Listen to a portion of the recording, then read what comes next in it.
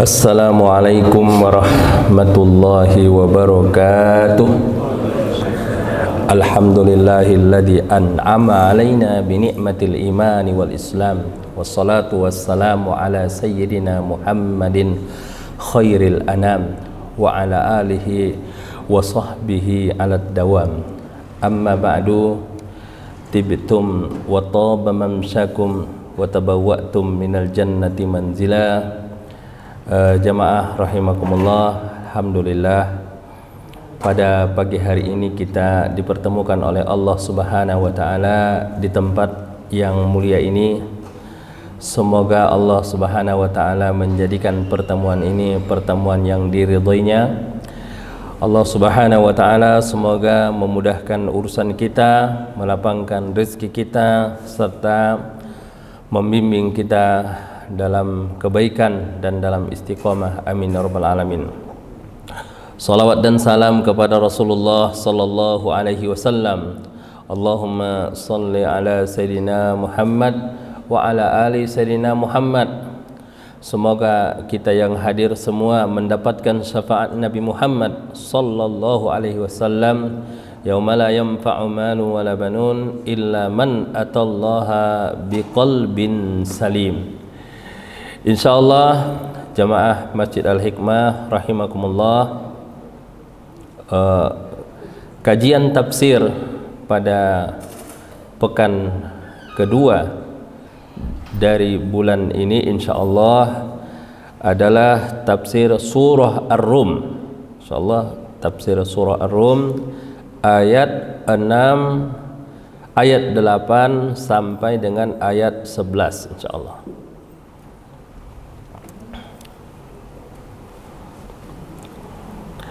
InsyaAllah pengajian ini kita awali dengan tilawah. Semoga dengan tilawah ini insyaAllah kita akan mendapatkan pahala atas setiap huruf yang kita baca.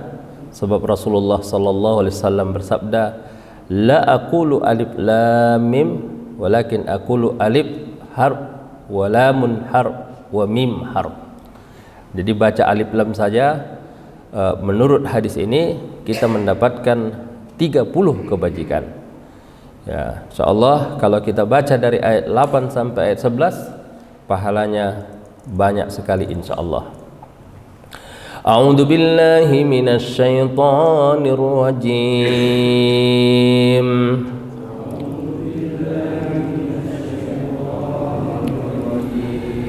Bismillahirrahmanirrahim. Awalam yatafakkaru fi anfusihim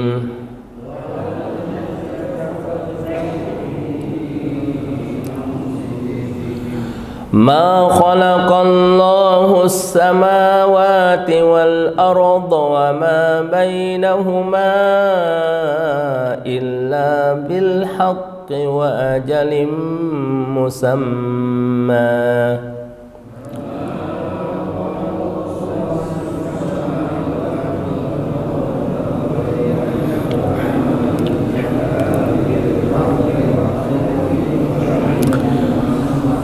Wa inna katsiran minan nasi bi liqa'i rabbihim lakafirun.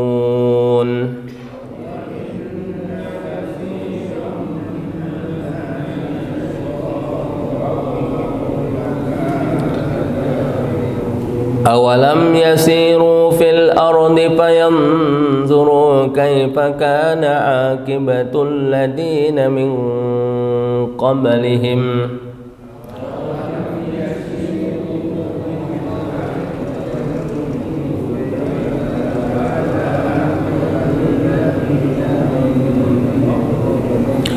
kanu ashadda minhum quwwatan wa asarul arda wa amaruha aktsara mimma amaruha wa ja'atuhum rusuluhum bil bayyinat.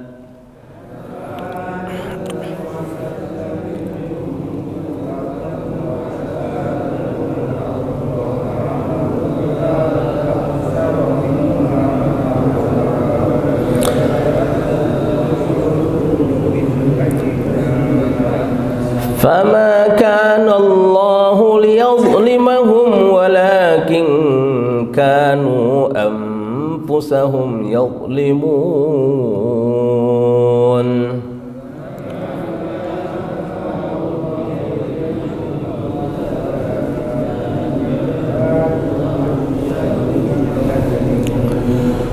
ثم كان عاقبة الذين أساءوا السوء أن كذبوا بآيات الله وكانوا بها يستهزئون.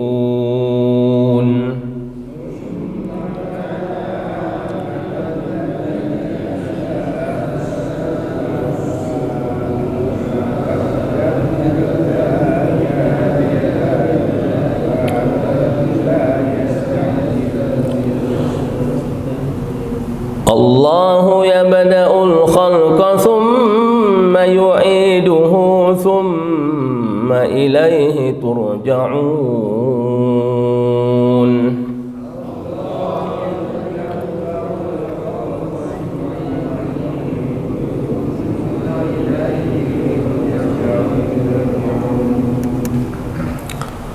Qala Allah Ta'ala awalam yatafakkaru fi anfusihim. Apakah mereka dan mengapa mereka tidak memikirkan tentang kejadian diri mereka? Apa itu berpikir? Ya, berpikir adalah menggunakan akal, menggunakan pikiran untuk mengetahui hakikat sesuatu berdasarkan faktanya apa adanya. Ya, itu namanya berpikir. Ya, menggunakan akal atau orang bilang menggunakan otak, ya, untuk mengetahui hakikat sesuatu apa adanya berdasarkan fakta dan berdasarkan data. Nah, tujuannya adalah untuk mengambil pelajaran, untuk mengambil supaya dijadikan sebagai pelajaran, ya. Maka kata Imam Ibnul Qayyim, ya, hasil daripada pemikiran itu, ya, adalah munculnya keinginan. Setelah kita berpikir mengetahui sesuatu, nanti ada keinginan yang akan lahir di dalam diri kita. Keinginan itu kata beliau apa? Ada ini diambil atau ditinggalkan. Jadi maksudnya dilakukan atau tidak dilakukan, disukai atau dibenci. Jadi orang yang berpikir dengan hakikat sesuatu, misalnya begini kata dia, misalnya begini Pak, kalau kita memikirkan akhirat, ya, bagaimana kemuliaan akhirat, bagaimana kekalnya akhirat, ya kan, bagaimana kenikmatan di akhirat, ya, bagaimana segala kesenangan yang ada di akhirat, dan kemudian kita memikirkan dunia ini, ya, betapa hinanya, betapa tidak berat, betapa dia akan binasa. Hasilnya apa nanti? Hasilnya maka muncullah keinginan kita kepada akhirat. Kita semangat untuk beramal untuk akhirat. Kita bersemangat untuk mempersiapkan akhirat. Ya. Kita termotivasi untuk membaca Quran, ya, sholat malam, membantu fakir miskin, menyantuni anak yatim, menolong orang kesusahan, ikhlas dalam beramal, zuhud terhadap dunia. Itu hasilnya Pak. Itu hasil dari apa? Hasil dari berpikir. Ya, makanya katanya at-tafakkuru sa'ah khairun min ibadati sittina sana. Berpikir sesaat lebih baik daripada beribadah 60 tahun. Kenapa? Karena berpikir itu menghasilkan keinginan untuk berubah, keinginan untuk melakukan yang terbaik. Nah, kalau lagi kita pikirkan, bagaimana umpamanya kita memikirkan angan-angan, memendekkan angan-angan kita. Maksudnya apa? Waktu kita yang tersedia di atas dunia ini hanya sebentar, Bapak dan Ibu rahimakumullah. Waktu yang ada hanya sedikit. Sementara kita ingin mendapatkan surga, luasnya seluas langit dan bumi. Ya kan?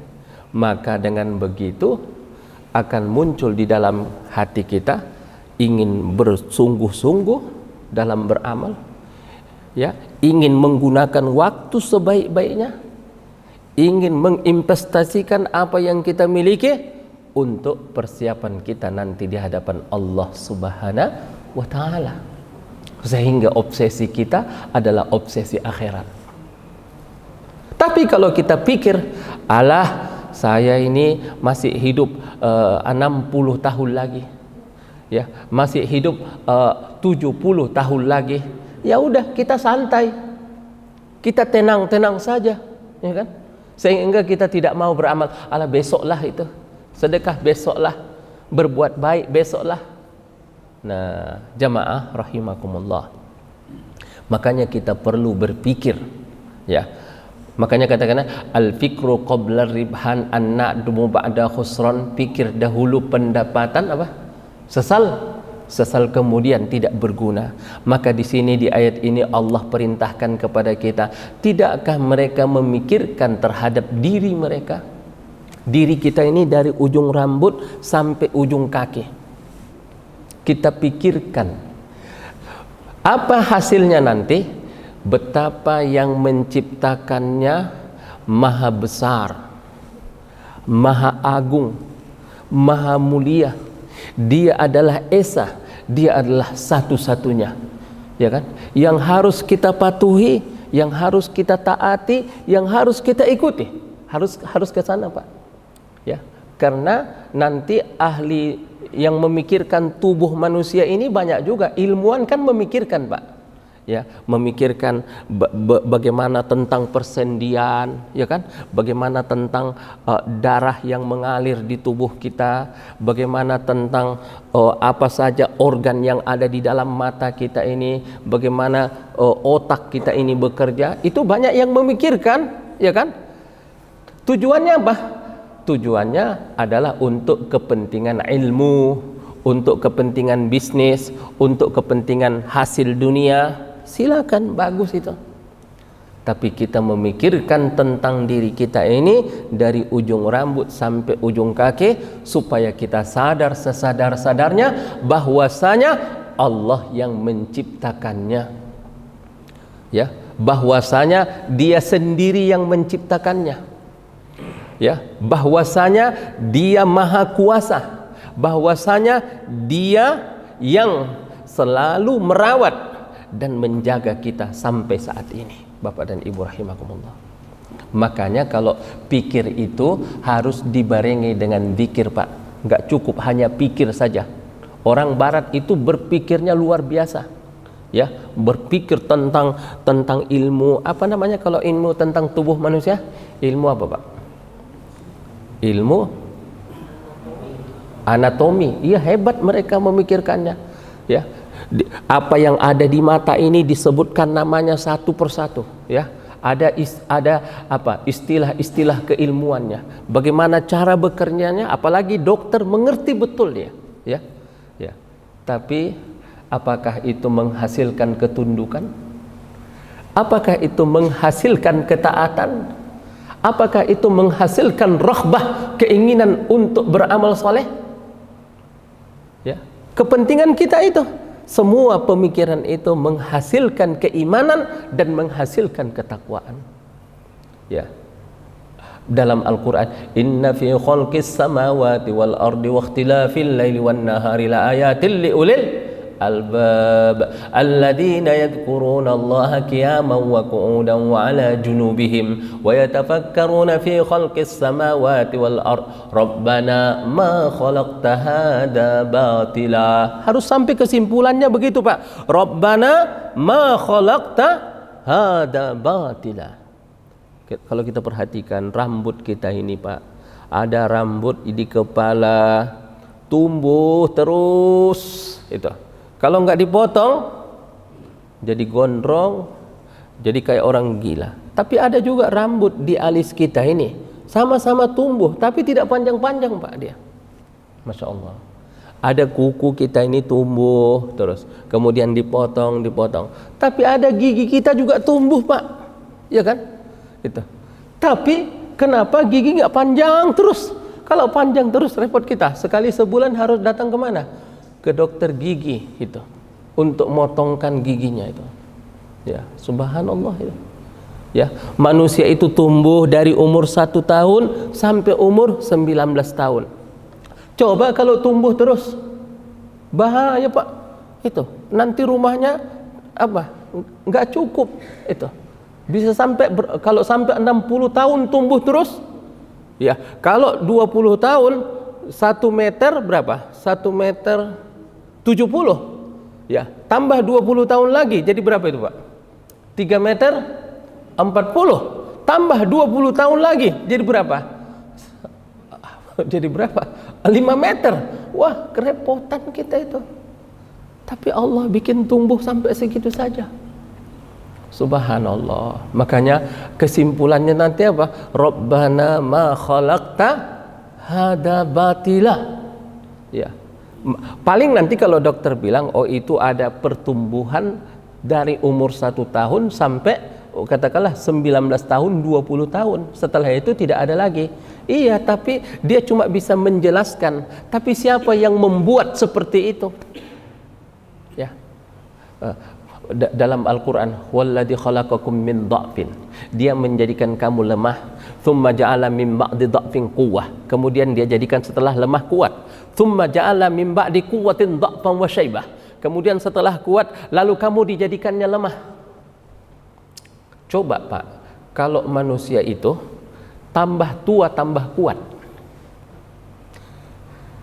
tambah tua tambah kuat, apa yang terjadi, Pak, kira-kira? Kan manusia itu lemah dulu, ya kan? Umur 1 tahun lemah, ya. Ketika lahir lemah, tidak bisa apa-apa, ya kan? Kemudian dia bisa apa? Telungkup. Kemudian dia bisa apa? Duduk. Kemudian dia bisa berjalan. Kemudian dia bisa berlari, ya. Yang paling cepat pertumbuhannya apa? Lebih cepat pertumbuhan fisik daripada pertumbuhan apa? Oh, otak. Otaknya agak lama pertumbuhannya itu. Tapi kalau fisik itu cepat, Pak. Itu 7 tahun udah besar itu. Tapi kalau otak itu kematangannya otak itu di umur 40 tahun. Ya, makanya dulu syarat capres kita itu harus berapa? 40 tahun. Di berbagai negara 40 tahun itu supaya matang dulu gitu. Nah, Bapak dan Ibu rahimakumullah, ya. Di sini kalau kita lihat penciptaan manusia itu, awalam yatafakkaru fi anfusihim. Fa khalaqnal 'alaqata mudghatan. Kami jadikan, ya, dari segumpal darah menjadi segumpal daging. Lalu kami jadikan setelah segumpal daging, fa khalaqnal mudghata izaman. Ya, dari segumpal daging itu kami ciptakan di dalamnya ada tulang. Kemudian fakasawnal izama lahma. Lalu kami pakaikan pada tulang itu daging. Tsumma ansha'nahu khalqan akhar. Kemudian kami ciptakan manusia itu dalam bentuk yang lain. Lain kan, Pak? Tadi cuma setetes sperma, ya kan? Setetes sperma lalu berubah menjadi manusia yang punya kepala, punya tangan, punya kaki, punya telinga, punya mata, punya lidah, punya hidung, satu lagi punya otak. Masya Allah. Manil ladzi khalaqahu, siapa yang menciptakannya? Nah, pertanyaannya ada 3 kemungkinan. 1, dia tercipta dengan sendirinya. Kemungkinan yang kedua, dia menciptakan dirinya sendiri. Kemungkinan yang ketiga, dia diciptakan oleh zat yang maha sempurna, ya kan? Oleh zat yang maha besar, oleh zat yang maha mengetahui, oleh zat yang memiliki asmaul husna dan sifatul ulya. Pilih yang mana dari 3 ini? Gitu. Kalau A, ya, dia diciptakan tercipta dengan sendiri, orang bilang apa? Dia diciptakan oleh alam, katanya. Alam yang menciptakannya, ya kan? Yang kedua, dia diciptakan oleh dirinya sendiri. B, kalau C, yang menciptakannya adalah zat yang maha sempurna, yang maha kuasa, yang esa, yang memiliki asmaul husna dan memiliki sifat yang sempurna. Pilihannya mana, Pak? Pilihannya C. Kalau begitu, kenapa tidak nurut juga sama Allah? Itu dia. Maka hasilnya harus Rabbana ma khalaqta hadza batila subhanaka faqina adzabannar. Itu harus hasilnya. Ya Allah, Engkau tidak menciptakan ini sia-sia, ya. Faqina adzabannar, lindungilah kami dari api neraka. Bapak dan Ibu rahimakumullah, luar biasa penciptaan manusia itu. Awalam yatafakkaru fi anfusihim. Makanya kata Allah dalam Quran, wa fi anfusikum afala tubsirun, dan pada diri kamu ada tanda-tanda kebesaran Allah dan tanda-tanda keagungan Allah, yang mana apabila kamu memikirkannya menghasilkan apa? Menghasilkan ketundukan, kepatuhan dan ketaatan kepada Allah Subhanahu wa taala. Tapi kebanyakan manusia hanya memikirkan diri manusia itu untuk kepentingan medis, ya kan? Untuk kepentingan apa lagi? Kesehatan, ya. Tapi mereka lupa memikirkannya untuk sesuatu yang lebih besar, yaitu menghadirkan azamat Allah, keagungan Allah dan kebesaran Allah di dalam hati kita. Kemudian kita lanjutkan. Ma khalaqallahu as-samawati wal arda wa ma bainahuma illa bil haqq. Tidaklah Allah menciptakan 7 langit dan bumi dan apa-apa yang di antara keduanya kecuali dengan tujuan yang benar.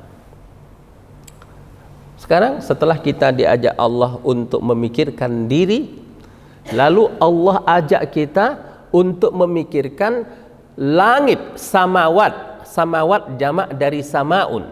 Kalau samaun satu langit, kalau samawatun beberapa langit.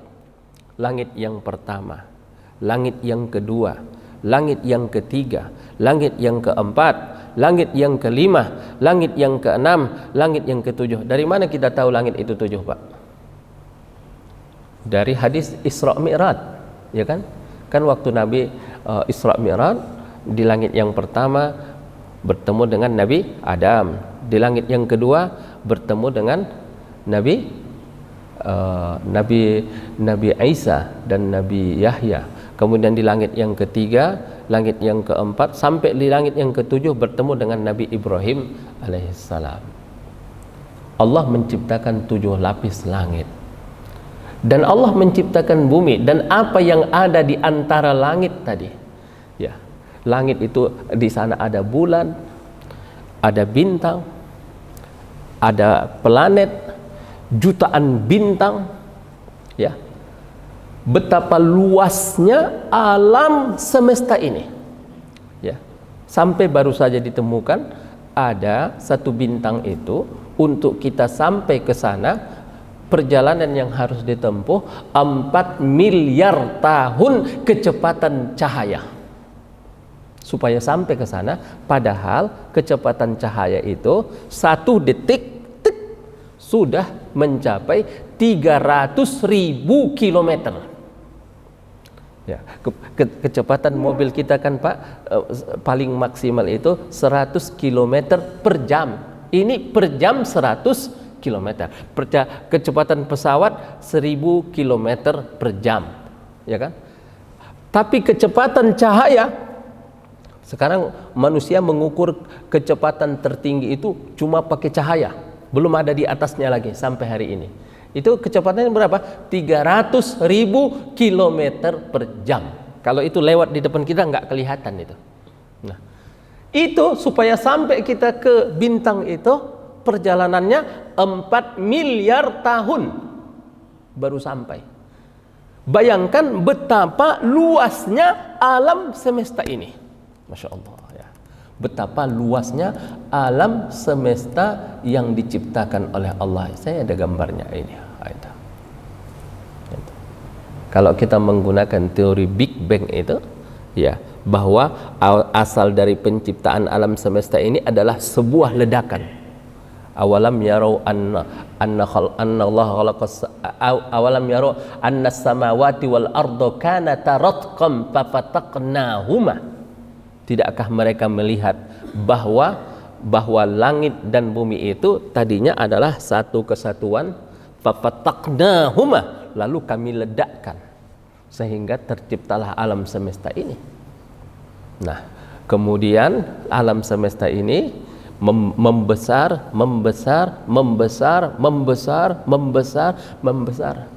Maka Allah mengatakan dalam Al-Quran, wa inna lamusi'un, dan kami meluaskan langit dan bumi dan alam semesta ini. Tiap hari dia makin luas, tiap hari membesar, tiap hari membesar, tiap hari membesar. Nah, ketika dikatakan Allah Subhanahu wa taala, ya, tidakkah kamu melihat penciptaan langit dan bumi dan apa yang ada di antara keduanya? Kalau apa yang ada di antara bumi apa? Ada lautan, ada gunung, ada hutan, ada sungai, ya kan? Ada apa lagi? Ada oksigen, semuanya diciptakan oleh Allah Subhanahu wa taala. Apa tujuan penciptakannya? Bil haqqi, tujuannya adalah tujuan yang benar. Sebenarnya apa tujuan menciptakan langit dan bumi itu? Tujuannya adalah supaya itu menjadi dalil bagi kamu akan adanya Allah Subhanahu wa taala. Supaya langit dan bumi itu menjadi dalil bagi kamu akan kekuasaan Allah, akan kebesaran Allah, dan akan keagungan Allah, dan supaya kamu menyembah Allah Subhanahu wa taala, taat kepada Allah, ikut perintah Allah, meninggalkan larangan Allah. Itu dijelaskan di sini, Pak. Kata dia di sini apa? Ada, saya kutip dalam sebuah catatan di sini. Semoga kelihatan ini.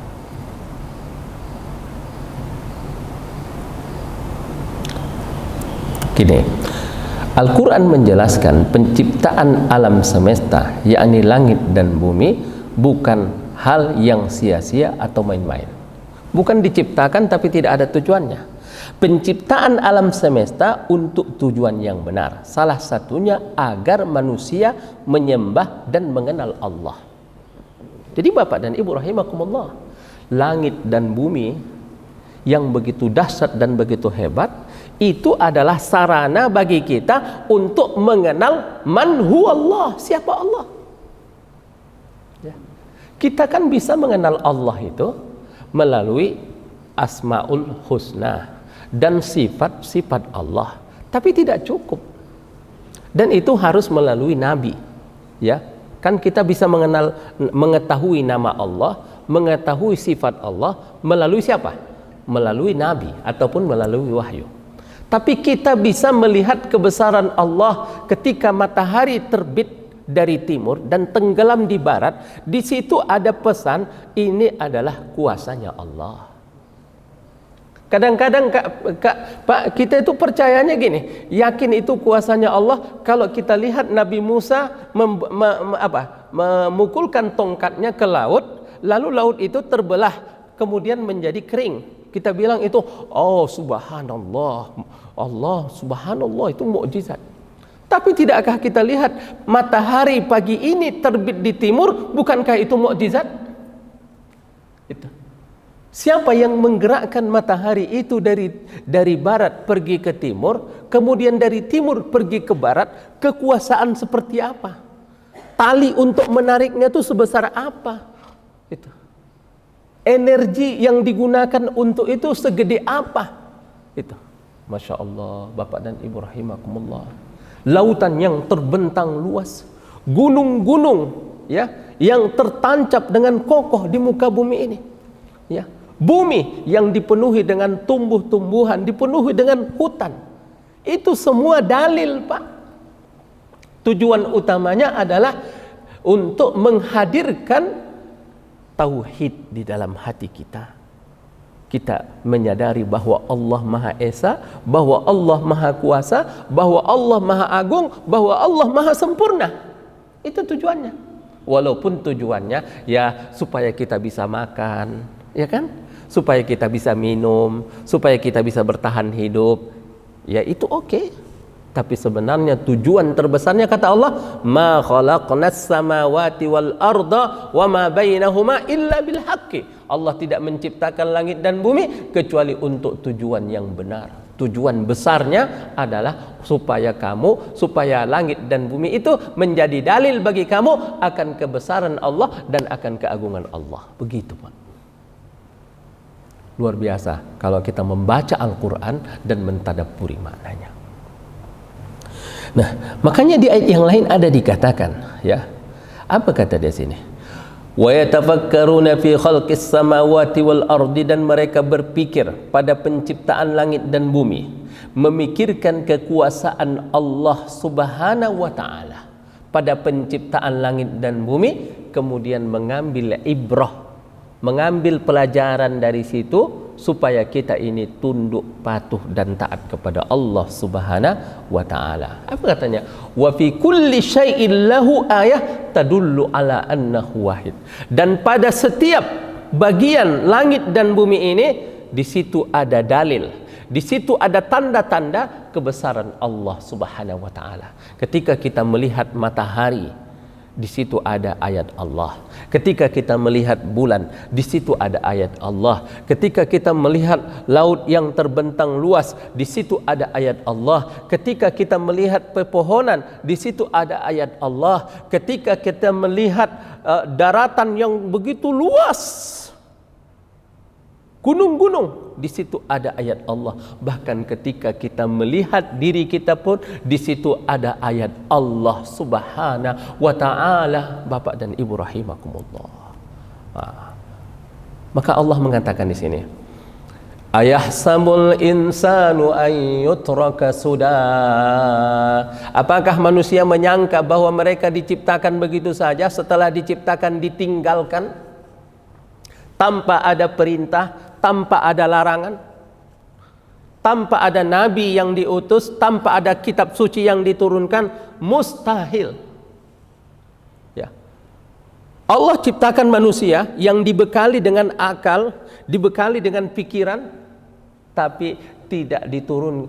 Kalau Allah menciptakan binatang, Pak, nggak perlu ada kitab suci buat binatang, nggak perlu ada nabi buat binatang. Kenapa? Karena binatang itu tidak punya otak. Otaknya terbatas, kecil sekali otak binatang itu.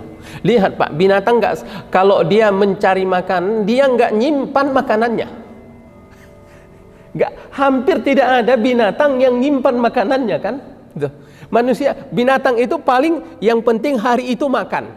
Yang penting dia tidur kenyang, besok cari lagi, besok cari lagi. Tapi lihat manusia, rakus bin serakah, luar biasa, itu kan?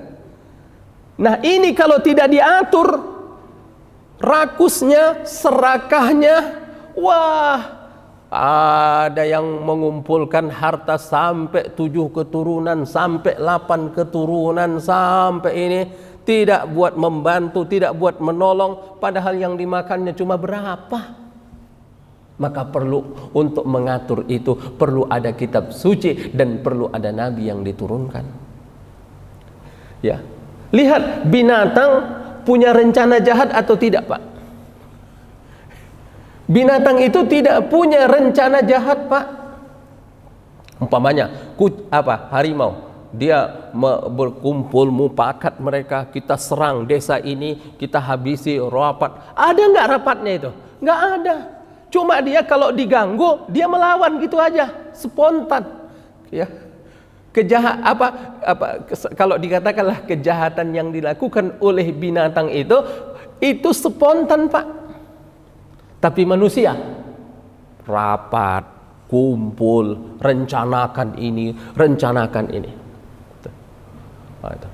Kira-kira kalau hewan itu ada yang curang nggak, Pak? Nggak ada. Kalau manusia ada yang curang nggak? Ada.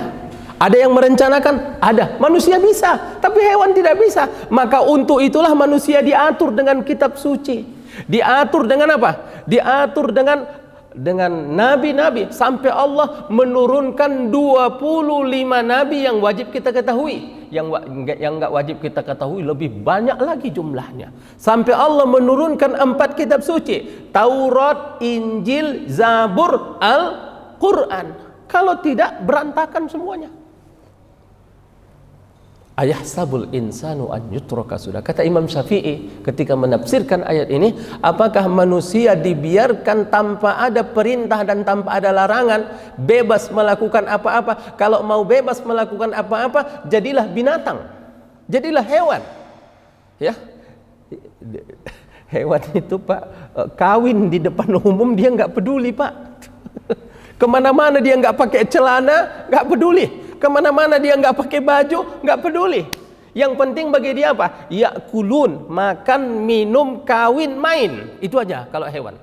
Makan, minum, kawin, apa lagi? Makan, minum, main, kawin, mati. Itu.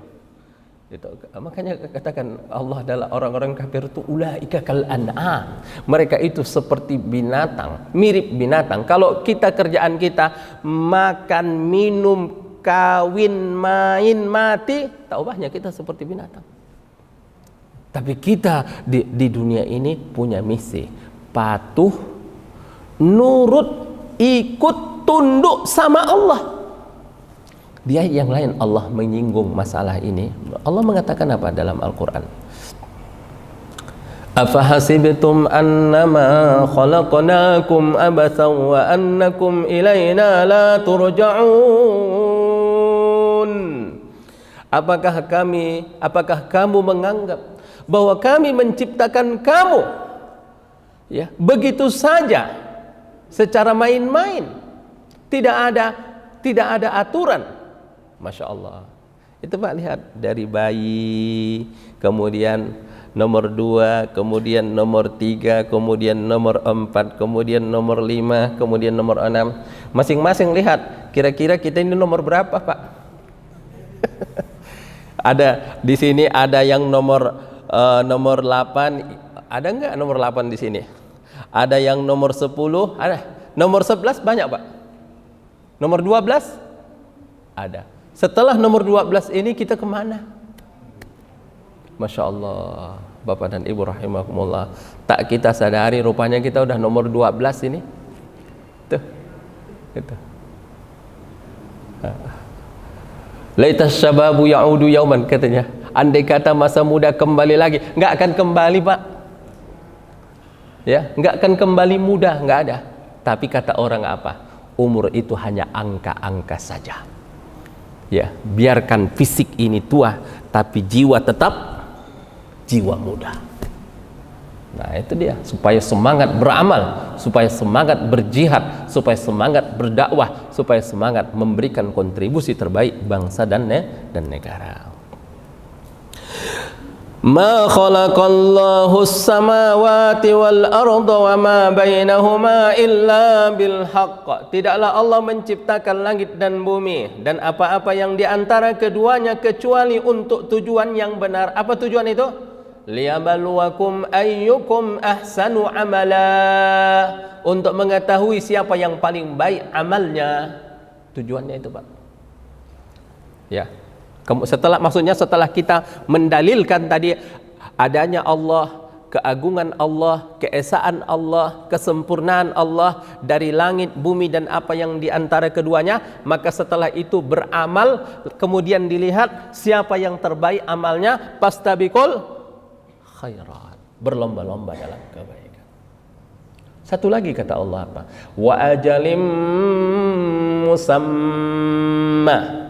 Apa ajal? Ajal waktu yang telah ditentukan, waktu yang telah ditetapkan. Langit dan bumi ini diciptakan oleh Allah, tapi sudah ditetapkan waktunya kapan akan digulung.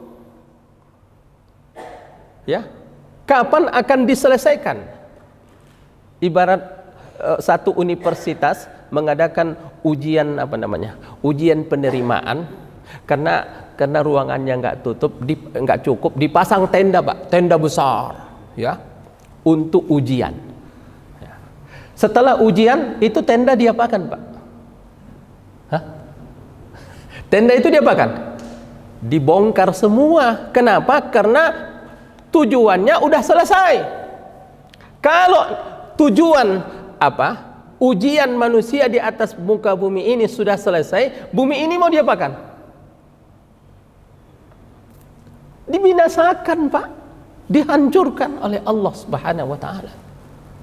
Nah, ada ayatnya dalam Al-Qur'an, ya. Inna ja'alna ma'alal ardi zinatan laha. Allah menciptakan apa yang ada di muka bumi ini sebagai perhiasan, sebagai ujian dan cobaan. Ya. Dalam itu sa'i dan juruza. Kemudian Allah jadikan seluruh yang ada di muka bumi ini, bahkan bumi dan langit, sa'i dan juruza, debu yang berhancuran dan debu yang bertaburan. Kenapa? Karena udah selesai. Yauma tubaddalul ardu ghairal ardi was samawat wa barazu lillahil wahidil qahhar. Pada saat Allah mengganti langit dengan langit yang lain, bumi dengan bumi yang lain. Sebab langit ini tidak cocok buat akhirat. Bumi yang ini tidak cocok buat akhirat, Pak. Karena buat akhirat itu nanti berkumpul mulai dari Nabi Adam sampai Adam Malik. Itu. Mulai dari Siti Hawa sampai Siti Nurbaya kumpul di sini, atau bahkan sampai manusia terakhir kumpul. Enggak cukup bumi ini, Pak. Kita kan hidup di bumi ini gantian, Pak. Setiap 100 tahun gantian, ya kan? Yang ada pada hari ini semua 100 tahun lagi di mana ini? Nggak ada satupun yang tersisa 100 tahun lagi yang ada di muka bumi ini. Ganti dengan generasi berikut. Kan coba lihat, generasi Nabi Muhammad habis, generasi sahabat habis, generasi tabi'in habis, ya kan?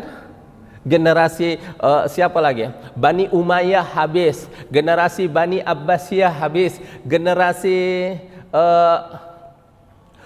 Turki Utsmani habis, atau kalau di Indonesia kita bikin generasi Soekarno, generasi sebelum kemerdekaan habis, generasi Soekarno udah habis nggak, Pak? Bapak-bapak di sini masih lihat Soekarno nggak? Masih ada yang pernah dengar pidato Soekarno nggak, Pak? Langsung gitu? Saya nggak tahu. Baru setelah itu generasi Soeharto habis nanti. Generasi siapa lagi? Gus Dur, generasi Megawati, generasi siapa lagi? SBY, generasi Jokowi. Itu akan habis semua, Pak. Itu. Ajalim musamma. Jadi jangan berpikiran bahwa kita akan kekal. Tidak ada ceritanya kekal. Yang lebih kaya dari antum tidak kekal. Yang lebih tinggi pangkatnya dari antum nggak kekal. Fir'aun nggak kekal. Siapa lagi, Pak? Namrud nggak kekal. Ya, Bapak Presiden Soeharto nggak kekal. Bapak Presiden Soekarno nggak kekal. Nggak ada yang kekal, Pak. B.J. Habibie nggak kekal. Semua pergi. Pergi kemana? Menghadap Allah Subhanahu wa ta'ala. Ya. Jadi Bapak dan Ibu rahimakumullah, oleh karena itu maka di ayat ini mestinya kan Pak ya, mestinya setelah memikirkan ayat-ayat Allah tadi, memikirkan, katanya di setiap jengkal ciptaan Allah ini ada tanda-tanda keesaannya, tanda kebesarannya, tanda kesempurnaannya. Mestinya itu kan menghasilkan manusia-manusia yang tunduk, patuh dan taat kepada Allah. Tapi apa katanya di ayat ini, ayat 8 ini? Wa inna katsiran minan nasi biliqa'i rabbihim lakafirun. Tapi kebanyakan manusia ingkar akan pertemuan dengan Tuhannya. Buktinya apa? Buktinya mereka tidak mempersiapkan diri. Orang yang bilang saya beriman, saya percaya akan bertemu dengan Allah, tapi tidak mempersiapkan amal saleh, tidak mempersiapkan kebaikan, tidak mempersiapkan sedekah, tidak mempersiapkan bantuan kepada fakir miskin, tidak mempersiapkan kejujuran. Lah, berarti seolah-olah dia tidak yakin bertemu dengan Allah. Kalau memang yakin bertemu dengan Allah, pasti dia bersiap-siap. Karena surga yang ada di sisi Allah tidak didapat dengan angan-angan, dia didapat dengan amal, dia didapat dengan jihad, dia didapat dengan dakwah, dia didapat dengan kejujuran, dia didapat dengan amanah, dia didapat dengan kebaikan. Tidak didapat dengan angan-angan, tidak didapat dengan klaim, mengklaim nggak bisa, ya. Tidak didapat dengan kecurangan, nggak bisa. Bapak dan Ibu rahimakumullah. Maka dikatakan ini wa inna katsiran minan nasi biliqa'i rabbihim lakafirun. Kebanyakan manusia kufur dengan pertemuan dengan Allah, itu mereka kufur. Buktinya apa? Buktinya mereka tidak bersiap untuk menghadap Allah Subhanahu wa taala. Kalau memang mereka percaya, maka mereka mempersiapkan segala sesuatunya. Kalau kita yakin bahwa besok kita akan berangkat, malamnya kita siap-siap, Pak. Kita siapkan tiketnya, kita siapkan KTP-nya. Ya, kalau kita yakin mau berangkat haji, apa? Kita dari sekarang kita sudah siap-siap, kita siapkan manasiknya, ya kan? Kita siapkan persyaratan administrasinya, kita siapkan kesehatannya, kita siapkan pakaian ihramnya, ya kan? Nah, kita siapkan apa lagi? Uangnya. Karena yakin akan berangkat haji, ya kan? Bapak-bapak yang tidak berangkat haji tahun ini ada persiapan nggak? Hah? Ngapain mempersiapkan? Kayak memang nggak berangkat, ya kan? Nah, Bapak dan Ibu rahimakumullah, wa inna katsiran minan nasi biliqa'i rabbihim lakafirun.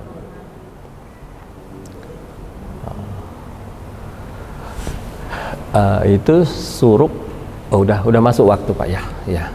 Karena ini satu ayat ini agak panjang, kalau kita jelaskan nanti khawatir nggak sempurna penjelasannya, tanggung gitu ya. Maka insya Allah kita cukupkan sampai ayat ke-8. Insya Allah pada pertemuan yang akan datang ayat ke-9, mudah-mudahan menambah keimanan dan ketakwaan kita. Amin ya rabbal alamin. Nasrum minallah wa fathun qarib wa basyiril mu'minin. Wassalamualaikum warahmatullahi wabarakatuh.